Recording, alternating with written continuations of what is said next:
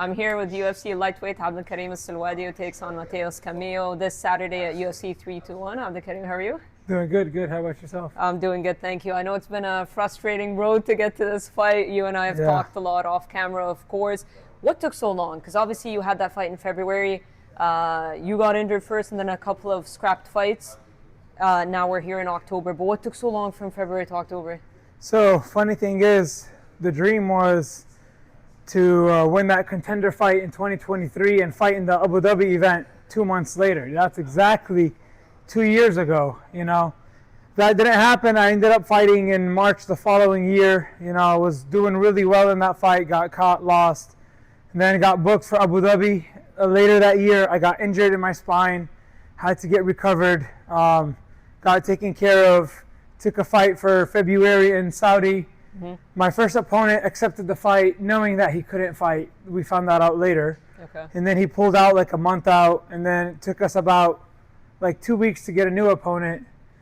The new opponent backed out a week out. I still flew out, still cutting weight. They couldn't find a replacement, so we just didn't get a fight. And then I just stayed ready from February until now. Every month I said, okay, I'm sure I'm going to fight the next month. I'm sure I'm fighting the month after. And I basically piggybacked all of my teammates' fight camps. Every guy that had a fight camp, I joined camp with him. And I just kept getting better. I kept getting ready. And inshallah, this Saturday I'm coming for the win. And after I win, it's going to be a big lesson to me that it's not about when I want it, it's all about God's timing. You know, I wished for this to happen 2 years ago. Yep. But inshallah, with God's timing, it's going to happen right now. Yeah, and during this entire period of time, you didn't get any fight offers. Matheus was the first name that came to you. Yeah, I've never declined a fight offer. I was just waiting and waiting. I actually even did something I don't even like doing, which is like keeping my weight low to accept a fight like last minute notice. But you know, I try to always be a positive person and always just look to be getting better and not focus on when. I gave that up a long time ago. I realized every time I wanted something so bad, it just got taken away from me.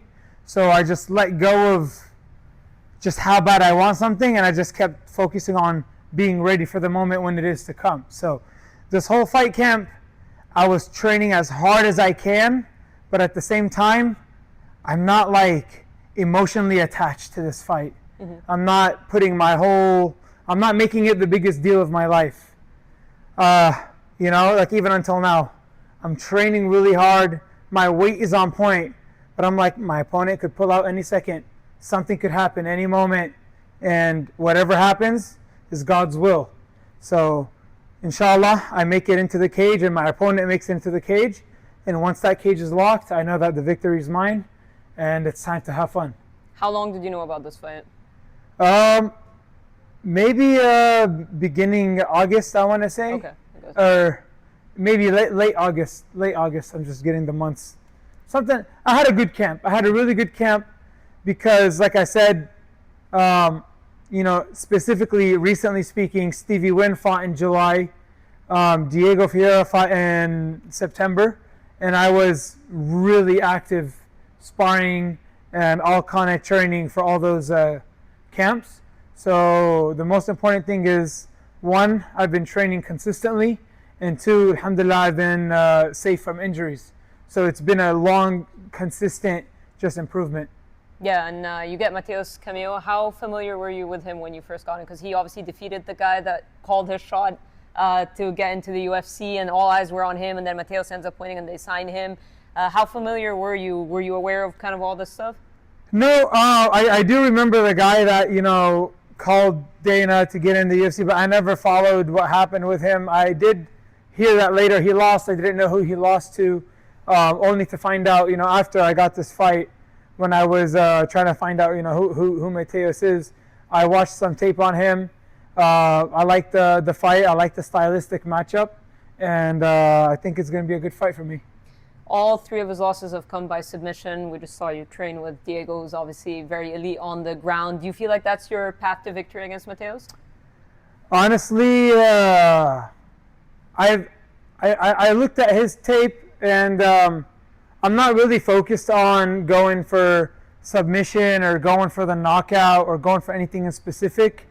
I just feel like I'm much more mature than him, and I have more experience, and I feel like I'm going to catch him either on the stand-up or on the ground, doing like making him very uncomfortable. And when he's uncomfortable and sporadic, that's where I'm going to catch him, whether it's on the feet or on the ground.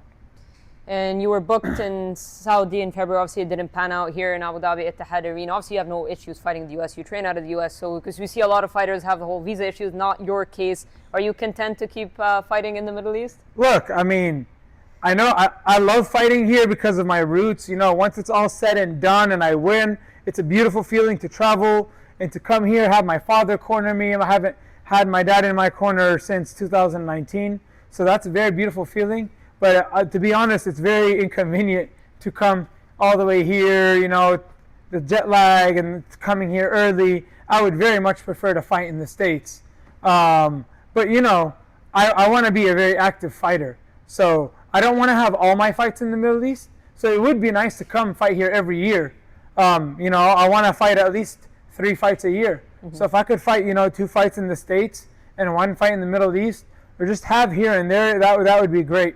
But, you know, Middle East is home, USA is home, I'm Palestinian, so everywhere is home to me. So, yeah.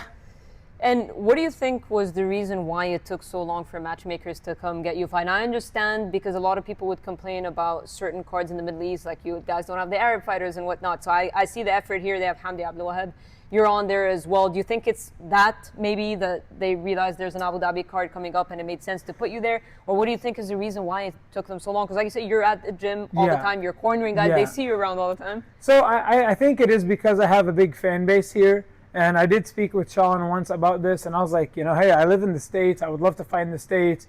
And he was just telling me about just how limited he is and how where he could place fighters and their crowds and this and that.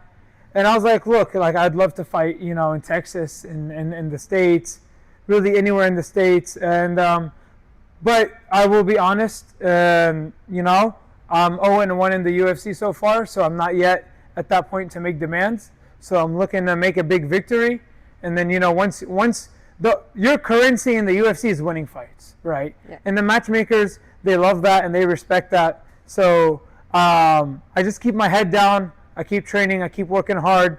To anything they say, I say yes.